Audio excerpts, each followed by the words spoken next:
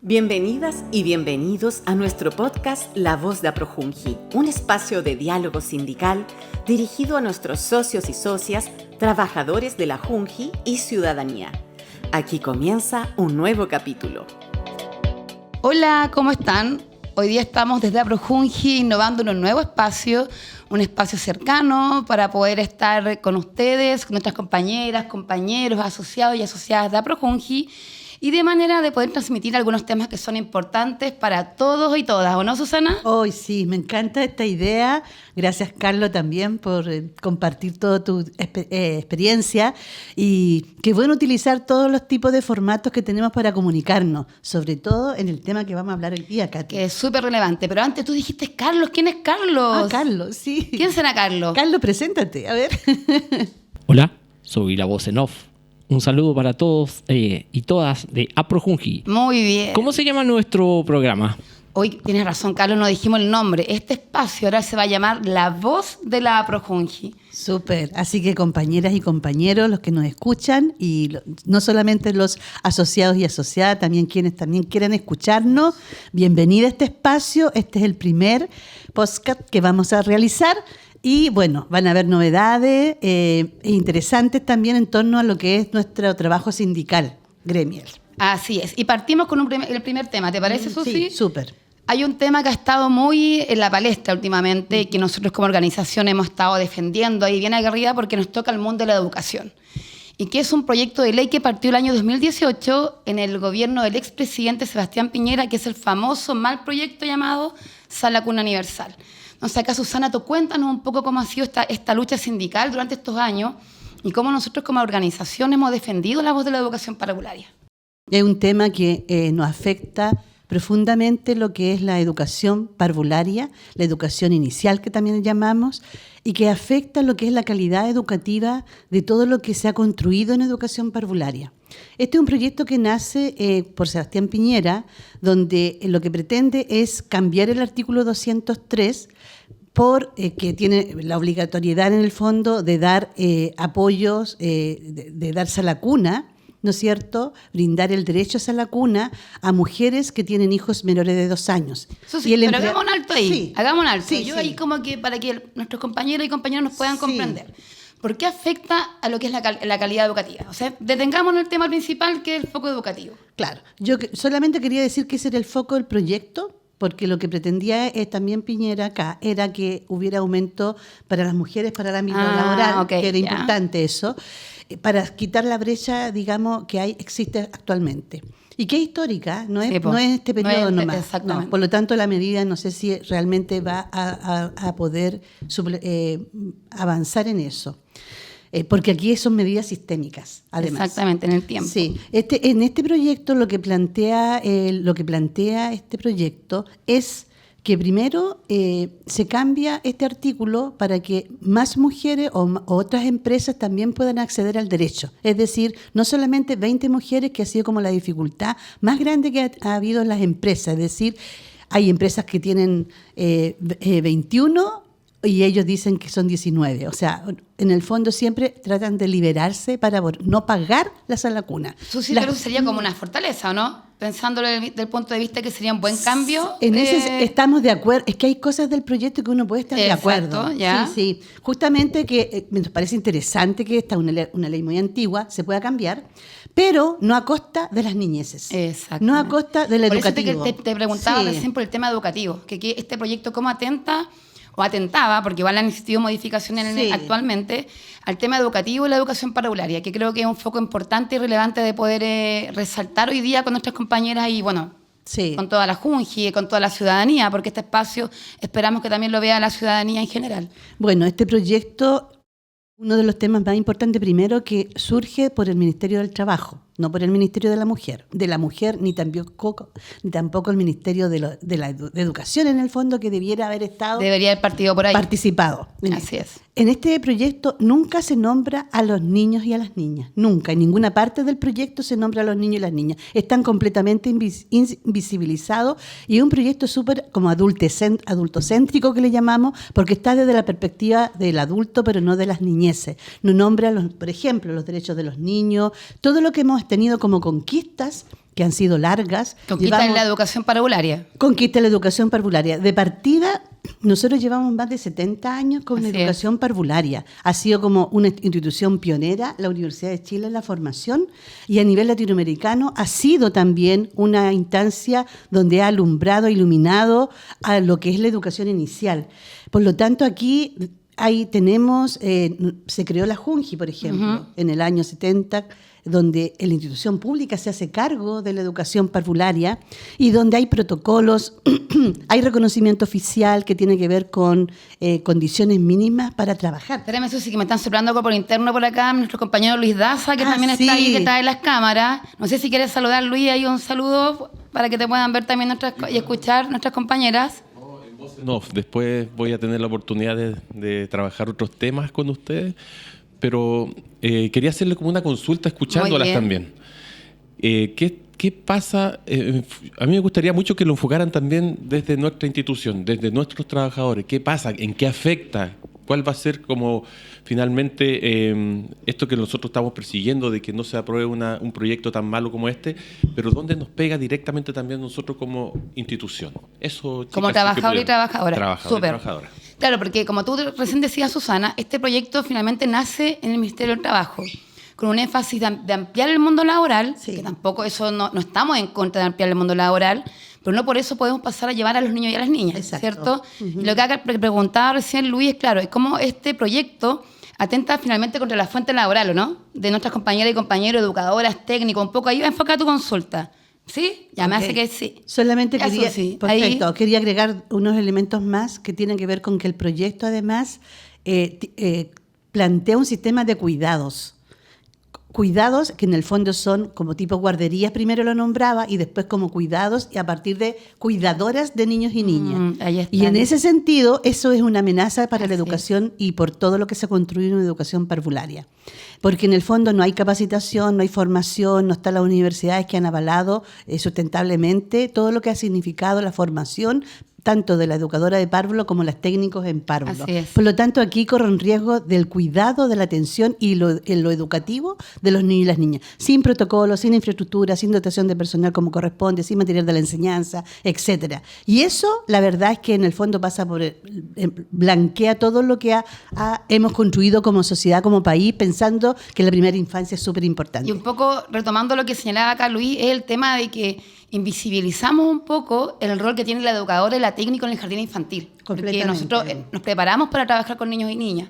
Entonces, cuando hablamos de una figura de cuidadores, estamos pensando, visualizando que cualquier persona podría hacerse cargo de un grupo de niños y niñas, y una etapa tan importante, sobre todo en la vida del ser humano. Pero yo también acá quiero, como para poder avanzar, el cambio que ha tenido en el tiempo. Porque esto ha sido un tema que lo que estamos nosotros contando era cómo estaba el proyecto en un inicio. Sí. Ya últimamente este proyecto ha sido modificado y en este gobierno igual ahí como que se han entregado algunas indicaciones y quizás sería bueno que conversáramos en base a ello. Y efectivamente, Luis, de nuevo me avisan por interno, que también obedece la lucha sindical. O sea, claro. APROJUNGI ha estado desde el día 1 defendiendo en la calle con parlamentarios, con autoridades, la defensa y los argumentos por qué no estábamos en favor de este proyecto de Sala Cuna Universal. Eso es súper importante porque la APROJUNGI fue una asociación pionera, diría yo, en defender la educación parvularia. Cuando sale este proyecto, nosotros ya en el año 2018 sacamos la primera declaración pública que estábamos en contra de este proyecto y llamamos a las educadoras, a los jardines infantiles, a la sociedad civil, a poder ponerse en campaña con respecto a este mal proyecto. Luego hemos hecho seminarios, conversatorios, etcétera, y donde nos involucramos tanto a nivel país, a nivel de Arica Punta Arenas también, con los parlamentarios para sensibilizarlos con respecto a la primera infancia, que la verdad no conocían lo que significa esta etapa de desarrollo tan crítica para el desarrollo humano, como son todo el proceso. Tuvieron un rol principal los dirigentes regionales, o sea, los dirigentes regionales con el lobby regional, con sus parlamentarios. Exacto. También tuvieron un poder y una autonomía también con respecto a poder interlocutar con fundamentos válidos el por qué no estábamos de acuerdo con este proyecto. Claro. Pero producto de esa lucha, yo que te decía, producto de esa lucha es que este proyecto se detuvo en el periodo de Piñera. pero quedó que no se sacó este proyecto. Y en este gobierno, ¿no es cierto?, el proyecto se siguió legislando, finalmente se legisló para en el fondo, se aprobó para legislar, que eso es otro tema. El gobierno, ¿qué hace? Lo saca y lo revisa haciéndole indicaciones sustitutivas. Y para eso nos convoca a todos nosotros. Convoca a todos los gremios de educación inicial. Exacto. Pero antes de eso hicimos un paro. Así es. Hubo un paro importante grande con todo el sector de educación. Y eso fue muy bonito porque aquí la educación parvularia desde que partió este proyecto se había unido frente a la defensa de la educación parvularia. Porque aquí lo más importante también, una de las cosas que no hemos dicho, que este proyecto lo que pretende es lucrar. Así es. Entonces, lo que no queremos es que pase como las escuelas, que en el fondo se lucra y finalmente la calidad educativa quedó en desmedro para los niños y las niñas. Y que un poco lo que pasó hace años atrás con los niveles de transición. ¿Te acuerdas cuando pasaron al sector privado y finalmente se salieron de Junji? Pero bueno, tú recién dijiste algo súper importante, el tema de que cuando se aprueba en el Congreso, en la Cámara y Senado, finalmente igual se pide al Ejecutivo que se ingresen indicaciones sustitutivas. Sí, ¿qué son las indicaciones sustitutivas? Porque lo hemos dicho tanto y a lo mejor el común de la gente no entiende qué es una indicación sustitutiva. Oh, claro. ¿Qué es eso? A ver, ¿qué entiendes tú por eso? Mira, la indicación sustitutiva es como un poco el reemplazo de lo que aparece en los articulados del proyecto. Es decir, se reemplaza por argumentos que tengan que ver justamente con todo lo que hemos planteado nosotros. Los nudos del proyecto, las situaciones que en el fondo entorpecen y vulneran a la educación parvularia. Y para ello, ¿qué hace el ministro?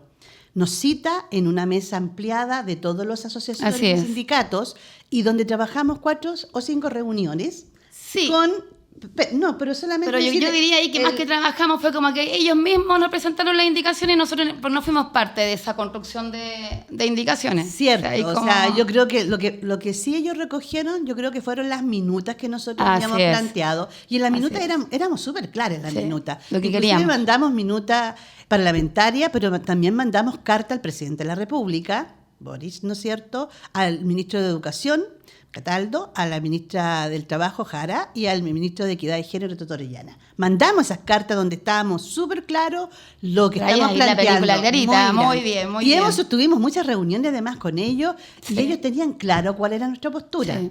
Ellos, en estas reuniones, y además que hay que valorar que se trabajó intersectorialmente, es decir, trabajaron todos los ministerios con estas asociaciones.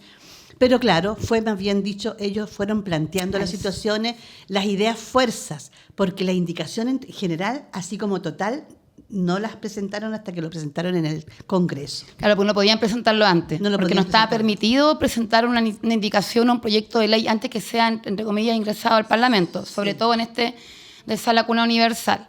Pero bueno, aún nosotros seguimos como gremio observando algunos nudos, ¿cierto? A pesar que se hicieron las indicaciones, se eliminó la figura de cuidadora, que es lo que también nosotros queríamos que se eliminara totalmente del proyecto. Se agrega lo de la corresponsabilidad, que también era un nudo que nosotros habíamos observado anteriormente, pero hay un tema que también aún nos tiene como atentos, porque igual tenemos que ser responsables de lo que vamos a comunicar hoy día, que tiene que ver con respecto al financiamiento.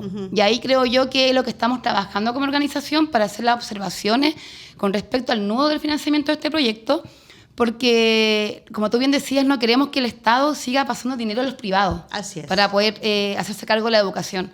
Nosotros por lo que velamos por una educación pública, gratuita y de calidad. No sé, que el Estado finalmente siga financiando el privado, creo que no es la forma de gobernar con políticas públicas en educación. ¿O no? Sí, y corroborando lo que tú dices, Katy, es justamente el tema de la corresponsabilidad importante, porque aquí los padres cumplen una función importante, por lo tanto ellos también van a tener el derecho a tener el acceso a la sala cuna, de acuerdo de quién se turne para poder hacer este descuento. Y lo segundo es que, bueno, primero decir, y lo otro es que está como piso básico, hay un piso educativo, y el piso educativo es el reconocimiento oficial, que es una herramienta que ya tenemos hace mucho tiempo, que en el fondo mide las bases y estándares para que la educación la resguardemos en términos de calidad. El tema es que no todos los establecimientos tienen reconocimiento oficial. Tenemos un 44% más o menos de establecimientos con reconocimiento oficial. Y ellos se plantea un proyecto alternativo, complementario, ¿no es cierto?, de modernización de la educación parvularia. Sucia, había un tema importante igual dentro de este proyecto que nosotros nos opusimos bastante desde un inicio y que continúa aún en este proyecto actual, aún así con las indicaciones institutivas, que tiene que ver con la administración de este fondo, por así decirlo, donde el Estado sigue entregando financiamiento a la empresa privada. Uh-huh. Y nosotros siempre como organización hemos velado por qué, por una educación pública, gratuita y de calidad. Así es. Entonces nosotros como gremio, ¿qué nudo observamos al respecto de eso? Porque estamos trabajando en aquello, pero ¿qué nudo para explicarlo de manera simple a nuestros compañeros, compañeras de la ciudadanía? ¿Qué nudo observamos en este aspecto económico en el proyecto de Sala Cuna? Lo primero es que el Estado sigue financiando a la empresa privada. Y eso lo consideramos inconcebible. Porque las grandes empresas, ¿cómo el Estado va a financiar un derecho y una obligación de responsabilidad social que tiene la empresa? ¿No es cierto? Que tiene la empresa. Por lo tanto, aquí nosotros vemos que con esto entra el lucro. Y es lo que nosotros no queremos. Porque finalmente van a proliferar los jardines también particulares que puedan tener el recurso del Estado para poder funcionar. Yo creo que el Estado debe invertir en el Estado. Así es. Porque nosotros ya nos incorporamos también a este proyecto, a esta modalidad del 203, ahora 204, ¿no es cierto? Pero no consideramos pertinente de que el Estado financie a los privados. Y en ese sentido consideramos que es un riesgo y estamos haciendo muchas acciones al respecto también para poder verlo en el Congreso, porque esto ya está en el Congreso, y bueno, ver con otros también y otras compañeras de asociaciones, seguir trabajando y difundiendo esto. Como tú dices que está en el Congreso, va a pasar por diferentes comisiones de trabajo, de educación, donde vamos a tener una instancia de ir a discutir y presentar propuestas que estamos ya analizando con nuestros abogados, asesores económicos, con nuestro directorio nacional, para poder de manera presentar una propuesta igual, porque la idea es oponernos, pero con una propuesta igual de mejora, de manera que salga un proyecto que sea efectivo y que realmente se preocupe con el foco educativo y que se financie con, como tú bien dijiste, con recursos de que le corresponde. O sea, el Estado financia lo que es del Estado y los particulares tienen que hacerse cargo de sus propios jardines infantiles, salas cunas, etc. Ya, yo creo que ya explicamos de manera general todo lo que ha sido este proyecto de Sala Cuna Universal. Pero quiero resaltar algo, no quiero irme sin dejar este resalte que muy bien lo dijo recién mi compañero Luis Daza, que tiene que ver con la intervención y la acción político-sindical que hemos hecho como APROJUNGI. Yo creo que acá hay que dejar muy en claro que la APROJUNGI ha sido quien ha estado desde el día 1 defendiendo y entregando los argumentos para que sea rechazado este proyecto de Sala Cuna Universal. Y hemos salido con fuerza a defender la educación parvular. Y yo creo que ese mensaje tiene que quedar claro en la ciudadanía, en nuestras compañeras de Junji, en nuestros compañeros de todos los servicios públicos, que ha sido la voz de la APROJUNGI que ha estado desde el día 1 ahí rechazando. ¿O no, Susi? Y para ir cerrando ahí con... Sí, aquí porque además nosotros siempre, como decía también aquí Luis nos preguntaba, con respecto a lo que significa la amenaza para nosotros como asociaciones o como entidades públicas. Porque aquí si entran los jardines también particulares, también nos vemos amenazados nosotros en nuestra fuente laboral con los jardines de administración pública. Y bueno, vamos a seguir trabajando como sindicatos, como asociación en este proyecto porque creemos que aquí tenemos que defender la educación para Chile. El futuro de Chile es hoy día y depende también de la política pública que tenemos que preservar. Aquí si el Estado quiere invertir, que lo haga, pero que lo haga en entidades también públicas. Así es. Y eso es la invitación para que el Estado siga invirtiendo en la educación parvularia. Y que siga mejorando las condiciones actuales también de la educación parvularia. Ahí tenemos mucho. Exactamente. Bueno, esto ha sido un espacio importante, nuevo, innovador, que aquí Carlos nos está ayudando para ir cambiando un poco las redes sociales de APROJUNGI. Y los invitamos a seguirnos por todos los canales oficiales de APROJUNGI. Tenemos Facebook, APROJUNGI Nacional, Instagram, APROJUNGI Nacional. Se viene, ¿qué, Carlos? Prontamente, TikTok. ¿Y quién va a empezar con el primer video? Luis Daza. Así que ahí los vamos a estar informando. Un abrazo a cada uno, un abrazo grande y vamos a estar con más espacio de conversación. Eso, muchas gracias. Un abrazo. ¿La hicimos? Eso. Tócale. La voz de la APROJUNGI. Eso, vamos. Gracias por ver y escuchar nuestro podcast La Voz de APROJUNGI.